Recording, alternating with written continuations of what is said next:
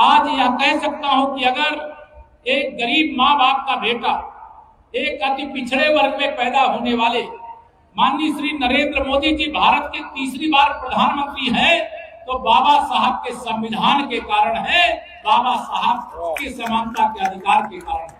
मैं भी अगर दूसरी बार उत्तर प्रदेश का लगातार उप मुख्यमंत्री हूं, तो उसका कारण भी बाबा साहब के द्वारा दिया गया संविधान है, जिससे हम सबको न्याय अधिकार। अगर बाबा साहब का संविधान नहीं होता तो एक आदिवासी समाज की बेटी भारत की राष्ट्रपति नहीं होती मेरे भाई बहनों। अगर बाबा साहब का संविधान नहीं होता तो मैंने बताया माननीय नरेंद्र मोदी जी भारत के प्रधानमंत्री नहीं होते। जिस सामंतवाद के खिलाफ बाबा साहब ने लड़ाई लड़ी, जीवन भर संघर्ष किया, तपस्या किया और एक मुकाम को अर्जित किया, उन बाबा साहब के लिए जितना भी कुछ किया जाएगा वह कम है। लेकिन मैं इतना ही कहूंगा, बाबा साहब का स्वप्न अधूरा, भारतीय जनता पार्टी की डबल इंजन सरकार एक एक करके करेगी पूरा।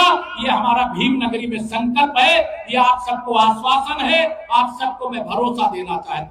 चुनौतियां बहुत रहती हैं, लेकिन चुनौतियों से घबराना हमारा स्वभाव नहीं है, न हमारे नेतृत्व का स्वभाव।